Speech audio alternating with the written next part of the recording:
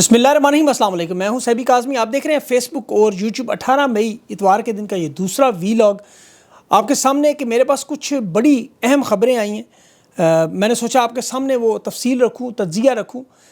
कल का दिन बड़ी अहम रिहाई का दिन होगा या ट्रक की बत्ती है, ये असल मामला, क्योंकि पंजाब की कल सियासत बदल सकती है। 24 घंटों में मामला खुल जाएगा। मैं इसकी तफसील आपके सामने रखता हूँ, क्योंकि 2 हफ्तों के बाद एक और बड़ी रिहाई का दावा भी है 6 जून से पहले। अब ये जितनी भी खबरें चल रही हैं उसकी तफसीलात मेरी बड़ी अहम ज़राए से गुफ्त व शनीद हुई है, वो आपके सामने रखता हूँ। इमरान खान की तीनों बहनों की अहम इजलास में शिरकत भी, गंडापुर समेत तहरीक इंसाफ की तमाम तलखियाँ ख़त्म करके खान की रिहाई के लिए कोशिशों का एक बड़ा अहम सिलसिला, और हिंदुस्तान का एटम बम से भी बड़ा आपको पता मामला इस वक्त, जो कबूतर की तरह आंखें बंद करके बैठे हुए हैं कि बिल्ली से महफूज हैं, वो भी मामला आपके सामने रखता हूँ। फिर ईरान अमेरिका के मुज़ाकरात का नया दौर भी शुरू होने जा रहा है, और भारत तुर्की के दरमियान कशीदगी भी ख़तरनाक लेवल पर पहुँच चुकी है। ये तमाम तफसील रखता हूँ, लेकिन आज का वीलॉग इसलिए अहम है कि मुफाहमत ग्रुप के जो आला सतह के लोगों के राब्ता है, उनके कुछ बहुत बड़े बड़े दावे आए। मेरी बड़ी लंबी चौड़ी इनसे बात हुई। उन्होंने कहा कल एक रिहाई मुतवक्के है, जो लाहौर की इंसदाद दहशतगर्दी की अदालत में 9 मई के वाक़े से आपको पता है, जिसमें जिना हाउस के करीब पुलिस की गाड़ियाँ जलाई गई, वो इल्ज़ामात है, फ़र्द जुर्म लगा हुआ है। कल शहादतों के लिए गवाहों को भी बुलाया, और प्रोसिक्यूशन ने मुकदमे के रिकॉर्ड पेश करने की मोहलत भी तलब की थी, जो कि सुप्रीम कोर्ट के पास रिकॉर्ड मौजूद है। अब इस मुकदमे में कहा जा रहा है कि रिहाई मुमकिन होगी। अगर तो ये हुई तो ये बहुत बड़ी ब्रेकिंग खबर होगी, इसका क्रेडिट भी आप देंगे उन्हें भी और मैं भी ज़राए को, वरना ये ट्रक की बत्ती होगी, इसमें कोई दो राय नहीं। क्योंकि इस रिहाई के बाद पंजाब की पूरी सियासत ने बदल जाना है। अब जो ज़राए का दावा है कि ये रिहाई, बल्कि इसके बाद 2 हफ्तों के बाद एक और तहलका खेज किस्म की रिहाई, नाम मैं इसलिए नहीं रहा, मुझे उन्होंने मना किया कि नाम ना लीजिएगा वरना असर पड़ेगा। मैंने बड़े सीधे सीधे साफ सवालात पूछे कि मुझे तो नहीं नज़र आता कि इन हालात में कोई रिहाई हो, क्योंकि इस्टेब्लिशमेंट को तो ये हालात अपने लिए बड़े साजगार नज़र आ रहे हैं। वो इन हालात में क्यों रिहाई करेंगे? उनके ऊपर तो कोई दबाव नहीं। ये ज़रूर ट्रक की बत्ती है, इसके पीछे हम क्यों लगें?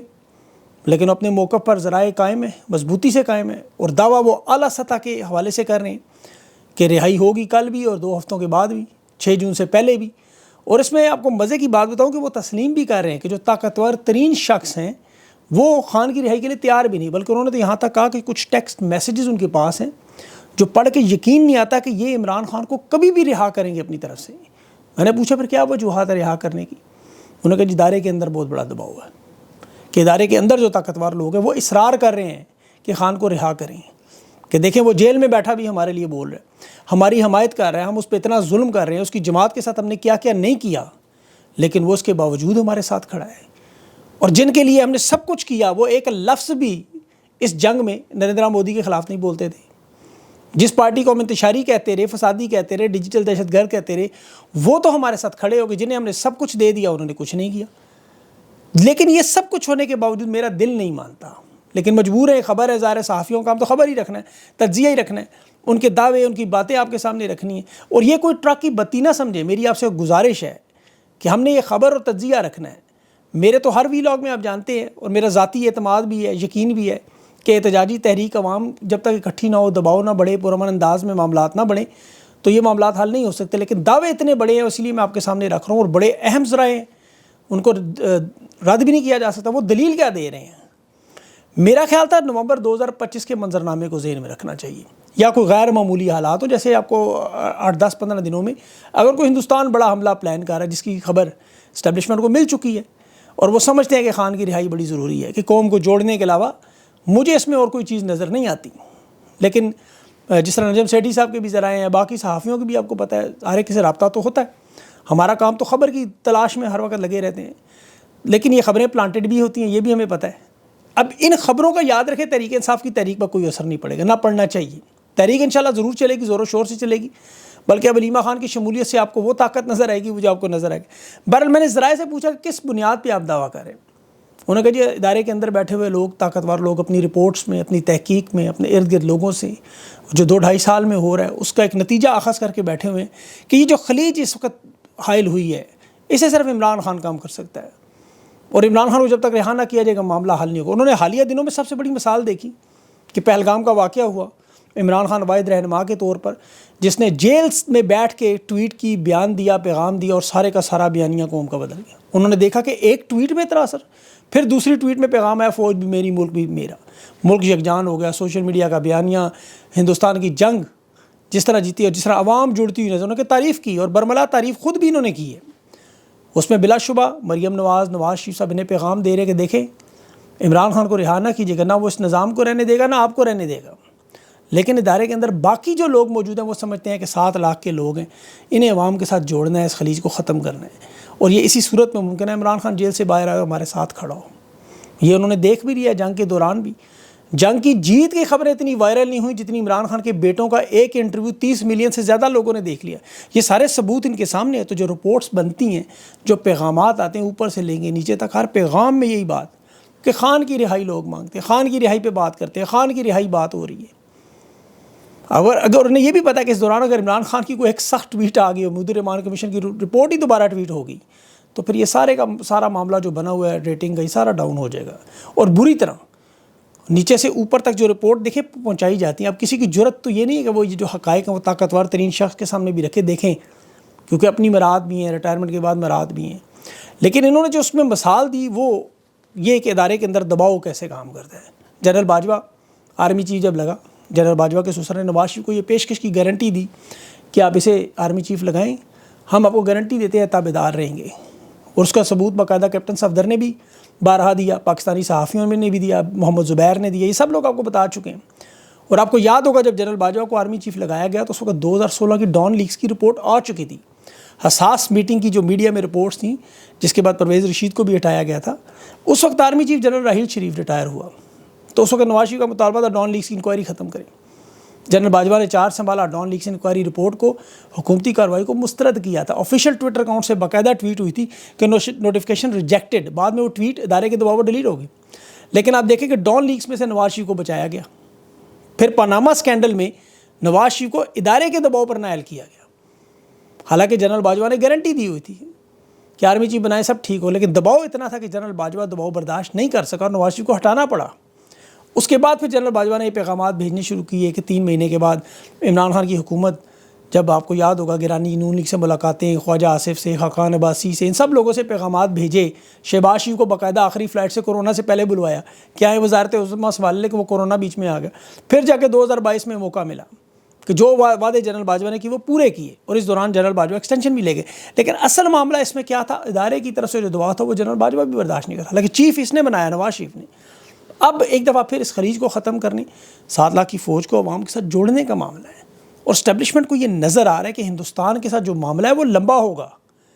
یہ جو حالیہ آپ کو جنگ نظر آئی جس میں میزائل ڈرون حملے اور شہادتیں ہوئیں، یہ تو بڑا اہم معاملہ، لیکن سندھ طاس معاہدہ توڑ کے ہندوستان نے ایٹم بم سے بڑا حملہ کیا ہو۔ یہ پانی کی جو تقسیم ہے چناب، جہلم اور سندھ، یہ 65 سال کے بعد ہوئی ہے، اور نون لیگ کے لوگ تو کہہ رہے ہیں نلکوں میں پانی آ رہا ہے، بھارت نے پانی نہیں روکا، لیکن آپ پنجاب کے کسی کسان کو روک کر پوچھیں کہ نہر سے پانی کیسے چوری ہوتا ہے، وہ آپ کو بتائے گا شگاف ڈالا جاتا ہے، پانی کے دباؤ کو کس طرح بدلا جاتا ہے۔ یہ کبوتر کی طرح، جس طرح وہ بلی کو دیکھ کے آنکھیں بند کر کے اپنے آپ کو محفوظ سمجھتا ہے، اس طرح یہ نون لیگ کے لوگ تو آپ کو بتا رہے ہیں، لیکن اسٹیبلشمنٹ کو اس بات کا پتہ ہے، بڑی اچھی طرح پتہ ہے کہ بھارت نے کیا کر دیا ہے۔ کشن گنگا ڈیم اور بغلیار ڈیم پر جو بنا کے چناب کی نہروں کو 20-20 میٹر اضافہ کر دیا ہے، رمبیر نہر ہے، یہ اتنی بڑی لڑائی ہے۔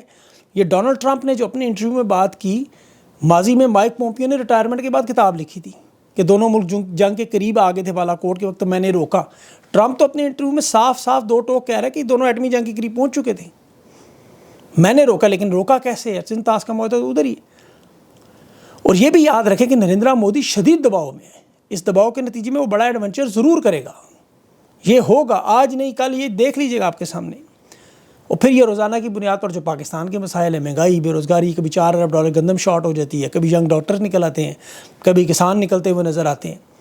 وقتی طور پہ تو آپ طاقت سے ان کو دبا سکتے ہیں، لیکن جب تک سیاسی عدم استحکام نہ ختم ہو، معاشی استحکام نہیں آ سکتے، سب کو پتہ ہے۔ اور وہ کیسے آئے گا، ترقی کیسے ممکن ہوگی؟ زبردستی آپ نمبروں میں ہیر پھیر کر کے اقتدار کو تو بڑھا سکتے ہیں، لیکن پھر یہ جو خلیج حائل ہے اسے کم نہیں کر سکتے۔ اس نظام کے بینیفیشری نواز شریف، مریم نواز، 2 لوگ بڑے اہم ہیں۔ انہیں پتہ ہے عوام میں کوئی مقبولیت نہیں ہے، کبھی کوئی الیکشن نہیں جیت سکتے، اور یہ آرمی چیف کو پیغام بھی دیتے، رکھ کے تن کے رکھیں جی، حالات کے باوجود، ان حالات کے باوجود بھی اگر کوئی مثبت پیش رفت ہوتی ہے، رہائی نظر آتی ہے، بہرحال 2 ہفتوں میں ہو، خان کے کیسز عدالتوں میں آپ کو انصاف ہوتا ہے، تو پھر تو ہم کہہ سکتے ہیں سب کچھ ہو گیا، دباؤ قبول ہو گیا۔ لیکن اگر نہیں ہوا تو پھر عوام کی عدالت تو ہر وقت موجود ہے۔ تحریک انصاف کی تو دیکھیں 3 خواتین ہیں، ڈاکٹر یاسمین راشدہ، بشریٰ بی بی اور صنم جاوید، انہیں رہا نہیں کیا جاتا تو سب کچھ ٹرک کی بتی ہے۔ عدالتوں میں القادر ٹرسٹ کا جو معاملہ، کیس اپیلوں میں معاملات چل رہے ہیں، اسلام آباد ہائی کورٹ میں بشرا بی بی کی ضمانت کا بھی امکان موجود ہے۔ اب اس حوالے سے ان ذرائع کی خبروں کو تسلیم کیا جا سکتا ہے۔ خان کا کیس اس میں شاید القادر میں ختم ہو بھی جائے تو رہائی نہ ہو، کیونکہ عمران خان کی درخواست ضمانت جو ہے وہ تاحال مقرر نہیں ہوئی۔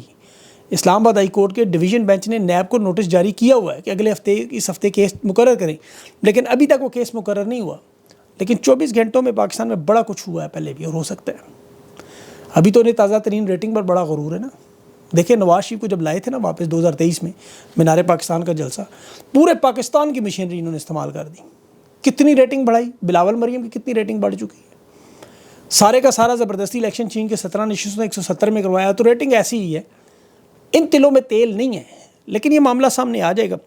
علیمہ خان، عظمیٰ خان، نورین خان کی جو تحریک انصاف کے اجلاس میں شرکت ہوئی، عمران خان کی رہائی کے لیے سب ایک پیج پر آ چکے ہیں، اور اس میں گنڈا پور بھی موجود تھے۔ اور علیمہ خان کو یہ بات پتہ ہے کہ جب سے خان کو جیل میں ڈالا گیا، قیادت کے حالات وہ جانتی ہیں، بڑی اچھی طرح جانتی ہیں۔ انہوں نے نواز شریف کے ساتھ جو پارٹی نے نون لیگ نے کیا وہ بھی دیکھا ہوا ہے، پیپلز پارٹی کے لوگوں نے ذوالفقار علی بھٹو کے ساتھ کیا وہ بھی دیکھا ہوا ہے۔ انہیں پتہ ہے کہ 9 مئی پر جس طرح عمران خان کے ساتھ 26 سال کی رفاقت والے چھوڑ گئے، اور ابھی بھی جو موجود ہیں، جو تگڑے لوگ ہیں وہ تو موجود ہیں، یاسمین راشد، سالار کاکڑ، عمر فراز چیمہ، صدام ترین، عالیہ حمزہ جیسے، اور سوشل میڈیا، اوورسیز پاکستان کے ہم یہ تو کھڑے ہیں خان کے ساتھ۔ باقی سب کا وہ جانتی ہیں اچھی طرح، اور وہ یہ بھی جانتی ہے کہ انہیں ہی بالآخر عمران خان کی رہائی کرانا پڑا، اور وہ تیار ہیں، اور وہ آئے میدان میں آئیں اور معاملہ بھی حل ہوگا، یہ بھی آپ یاد رکھیں۔ اور انہیں یہ بھی پتہ ہے بھائی ان کا ڈیل کبھی نہیں کرے گا۔ اور تحریک انصاف میں تو فلٹر بھی ایسا لگ چکا ہے کہ جو یا تو مارے کھا کے لوگ اس آگ میں پکڑ کندہ ہو چکے ہیں، جو رہا ہو کے ان کی گفتگو آپ نے سن لی ہوگی، اب تو وہی لوگ رہ گئے ہیں یا تو بالکل ہی فارغ ہیں، اور یہ بالکل یا تو کھڑے ہیں۔ اور اب اس میں کمپرومائز لوگوں میں سے بھی دیکھیں جن کا عوام نے محاسبہ کر کر کے زندگی عذاب کی ہوئی ہے۔ یہ میں آپ کو بڑی خبر دے رہا ہوں کہ یہ جو آپ ٹویٹس، پوسٹ اور ویڈیوز کرتے ہیں، ان کی نیندیں اڑی ہوئی ہیں۔ یہ لوگ خاموشی سے نہیں بیٹھے ہوئے ہیں۔ اگر صنم جاوید جیل میں اذیت کاٹ رہی ہے تو جو لوگ باہر بیٹھے ہوئے ہیں یہ بھی خوشی سے ایک دن نہیں گزار رہے۔ ان کی اب آف دا ریکارڈ گفتگو سنیں تو آپ کو اندازہ ہوگا یہ کتنے سخت دباؤ میں گزر رہے ہیں۔ ان کے گھر والے بتا رہے ہیں۔ تو یہ جو جیلوں میں اس سے لوگ نکلے ہوئے ہیں ان کی باتیں سنتے ہیں تو انہیں شرمندگی ہوتی ہے، یہ پریشان ہوتے ہیں۔ اور اب ان میں سے بہت سے لوگ ایسے ہیں جو کہہ رہے ہیں کہ ہم اس کا مداوع کرنا چاہتے ہیں، ہمیں ایک موقع ملا تو ہم اس میں تمام اگلے پچھلے حساب برابر کر کے دکھائیں گے۔ تو انہیں موقع ضرور ملے گا، یہ آنے والا وقت آنے والا ان کا بھی۔ ابھی میاں عباد فاروق نے دیکھے میرے انٹرویو میں بڑی اچھی بات کی تھی، وہ ویب سائٹ بنا رہے ہیں جیل میں سے جو لوگ ہیں ان کو رجسٹرڈ کر کے ان کے مالی حالات، نوکریاں، مشکلات کام کرنے کے لیے۔ یہ بڑا اچھا کام ہے، خدیجہ شاہ اور یہ اس پہ کام کرتی نہیں ہے پہلے بھی، اور یہ بھی کر رہے ہیں، تاکہ لوگوں کو نہیں بھولنا چاہیے جنہوں نے اذیتیں تکلیفیں برداشت کی ہیں۔ ان کا مداوع ضرور ہونا چاہیے، ان کی مدد کرنی چاہیے ہر حال میں۔ اور کچھ انٹرنیشنل خبریں بھی، ایران امریکہ کے مذاکرات شروع ہونے جا رہے ہیں، بہت بڑا اہم معاملہ ہوگا۔ اور دوسری طرف ترکی کے ساتھ ہندوستان نے منصوبے سارے سیاحت کے، یونیورسٹیوں کے، آئی ٹی کے، ایئر لائن کے، نیوی کے، فوج کے سارے ختم کر دیے، ڈرامے بند کر دیے۔ وہ اس وجہ سے ترکی نے حمایت کی پاکستان کی، اور اس وجہ سے ان کے ساتھ ہندوستان کے معاملات خراب ہیں۔ اس وقت پاکستان، افغانستان اور چین کے وزرائے خارجہ کا بھی بڑا اہم اجلاس ہو رہا ہے، اور اس کے علاوہ چین کے ساتھ بھی جو کشیدگی بھارت کی وہ بھی بڑھتی جا رہی ہے۔ تو یہ معاملہ آگے بڑھے گا ضرور، لیکن اس کی میں ضرور اگلے کسی ویلاگ میں کروں گا، ضرور تفصیل سے، کل ہو سکتا ہے آپ کو بتاؤں۔ ابھی تو وہ میں نے انٹرویو کرنا تھا رات، آپ کو پتہ نہیں ہو سکا، تو اب انشاءاللہ امید ہے کہ انٹرویو ابھی ہو سکتا ہے آپ پاکستان میں صبح 9 بجے دیکھیں اس کو، لیکن وہ ضرور چیک کیجیے گا، وہ سالار کاکڑ کا انٹرویو ہے، اور میں نے بڑی کھل کے گفتگو ان سے کرنی ہے، یہی سارے بہت سارے معاملات ہیں، وہ ضرور چیک کیجیے گا۔ اپنا خیال رکھیں، مجھے اجازت نہیں، اللہ حافظ۔